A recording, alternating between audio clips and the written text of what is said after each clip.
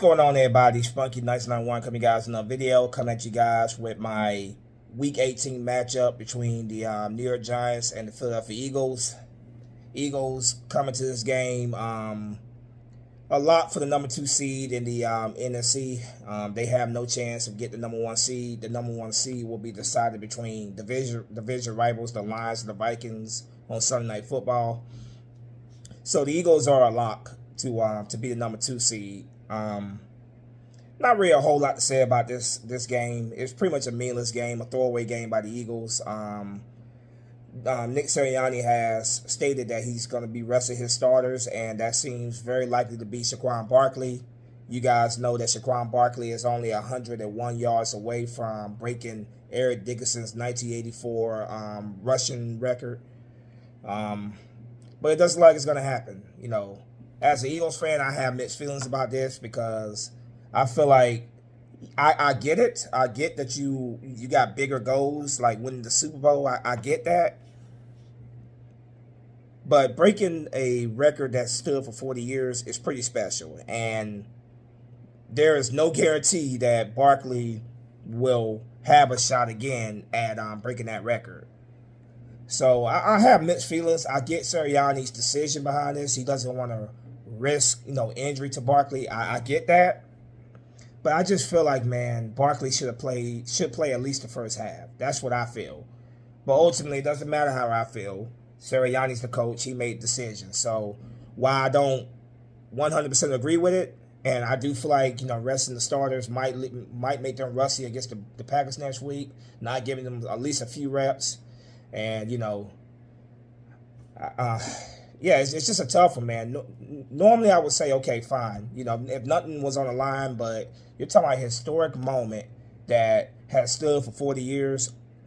You have a chance for one of your players to be in the history books and possibly put them, better their chances for MVP as well.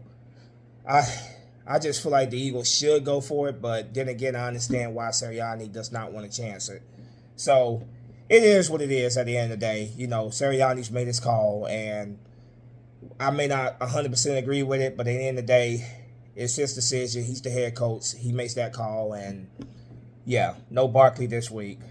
So, yeah, with knowing the fact that the Eagles are going to be resting pretty much all their starters this game, I expect. I do the reverse psychology thing anyway, but this time around, I'm picking the Giants legitimately to win this game because I don't think the Eagles are going to really put much effort to try to win this game. If they lose this game, it's going to hurt the Giants because the Giants right now are trying to get the number 1 pick in next year's draft. So that could be another way to screw over the Giants, and hurt their chances to get that top pick. So knowing what we know, man, I'm picking the Giants to win this game by a score of 21-18. Field goal at the end to win the game.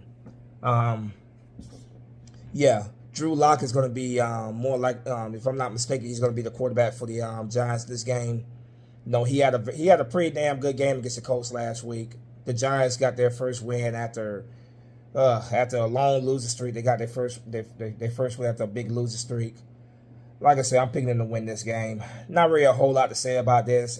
This could be Giants head coach Brian Daboll's last game, and Joe Schoen, their general manager, the guy that basically laughed at the idea of paying Saquon Barkley, and jokes on you. Look what Saquon Barkley did this year, over 2,000 yards rushing. So, bonehead decisions get coaches fired, but they also get GMs fired. Just like the GM of the Titans when he traded A.J. Brown to the Eagles, and he got fired immediately after that season. So traded him to the Eagles for a candy bar and a Sprite. But but the GM of the Giants, laughed at the idea of paying Saquon Barkley, and look at it now. Thank you guys again for giving us Saquon Barkley. We appreciate that. And I just feel like it'd be so ironic if Barkley broke the season the season rushing record against his former team. It would be a last ha-ha to them, Thank you guys for helping, for letting me walk into a better situation and let me show you guys what you're missing, and I still feel like he should play the first half, but it is what it is. But this could be their last game with the Giants because John Morrow and Steve Tisch, the owners of the New York Giants, they're gonna have a decision to make. Do they want to hold on? Do they want to keep Dable and Joe Schoen? Do they want to keep them showing?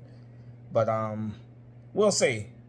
But the keys to victory are always the same. It starts with the trenches. It starts with the big guys up front. Got to get the pressure on Drew Lock. Got to try to force turnovers on Drew Lock. Got to take away the running game.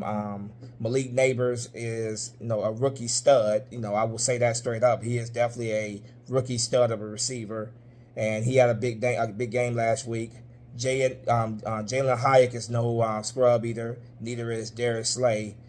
So we got to make sure that those guys are accounted for at all times on the field. Good coverage. More likely, like I said, our starters will not be playing this game. So I'm looking at guys like Keely Ringo to step up. I'm definitely looking for him to step up. You may have a few Eagle starters out there, but I'm not expecting too many, with the playoffs beginning next week. But yeah, take away the running game, get the pressure on Drew Lock, try to force a turnover or two if you can. Offensively, for the Eagles, no Jalen Hurts this week, which I don't think any Eagle fan is really surprised by that. According to Nick Sirianni, Jalen Hurts is still in concussion protocol. But I think in reality what it is, Jalen Hurts is cleared to play, but they're not going to say nothing until obviously the playoff game next week when it matters. I would actually be okay with putting Jalen Hurts out there, maybe about a series or two, just to try to shake off some of the rust on him, because he hasn't played since that Washington game.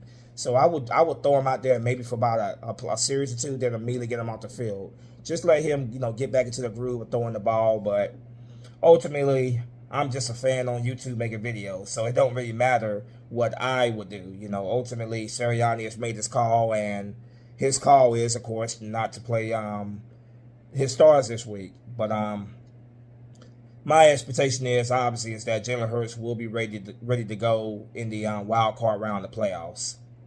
Just have my fingers crossed that, of course, that he's not going to be rusty, like super rusty or anything. That he'll be ready to go and send us to the division round of the playoffs. That's my hope.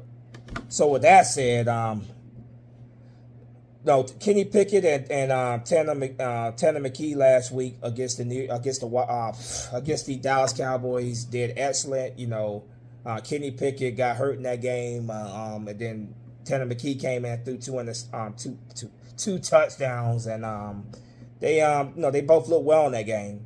Kenny Pickett's battling a rib injury. I do expect him to play in this game, at least some of this game, and then possibly Tanner McKee later in the game. But then again, they may decide not to play Pickett at all. But rather it's Pickett or McKee that's out there playing. O-line's got to protect them. They got to open up the running game, the running lanes. Kenneth Gainwell, Will Shipley will be getting obviously the carries this week with Barkley not playing. So get that running game going early. That will open up things to the tight end. Grant Calcaterra is my expectation to be the tight end. And maybe a little bit of E.J. Jenkins as well. The Eagles have opened up the window for Dallas Goedert. He won't be playing this game, of course. He'll be playing in the playoffs.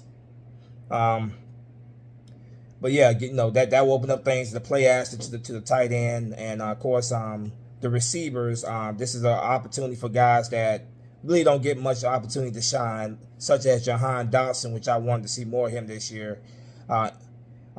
Aeneas Smith, this will be an opportunity for him as well. Johnny Wilson, another receiver that doesn't get a whole lot of opportunities. He did catch a touchdown this year, but really didn't get too big of opportunities this year. This is the opportunity for these guys to really get those reps and show the coaches, why they should be on the field more and get more opportunities. So yeah, get that running game going early with Kenneth Gainwell, Will Shipley. That will open up things in the passing game, and guys like Aeneas Smith and Devontae Smith and Johnny Wilson. I said Devontae Smith. He's not playing, more likely. If he does, very little. But Aeneas Smith, Johnny Wilson, and Jahan Dotson, that will open up opportunities for them. But everybody got to do their job. Offense, special teams, defense. Everybody has to do their job. Like I said, I'm expecting the Giants. The Giants to win this game. I'm not expecting the Eagles to really go to. The Giants have nothing to play for, really. But at the end of the day, the Eagles have everything they need locked up. So it's not like they can improve their playoff seeding if they win this game. So I'm not really expecting a whole lot this game. I expect it to be a relatively low scoring game. Like I said, I give it to the Giants by a field goal late in the game, 21-18. Giants. Don't really have a whole lot to say about this game. A meaningless game to close out the season. Next week is when it really, when it matters. The playoffs, of course. But let me know what you guys think in the comment section. As always, go Birds. Let me know what you guys think in the comment section. Do you agree with me that the Eagles should play Saquon Barkley in this game and break that record? He's only 101 yards away from that, and against the New York Giants, he could definitely get that in the first half. So let me know what you guys think in the comment section. Do you think they should play Saquon Barkley, and do you agree that with Sirianni, his decision to sit him? Let me know what you guys think in the comment section. As always, go Birds. Spunky Nights on one's out of here. Fly go fly. Peace.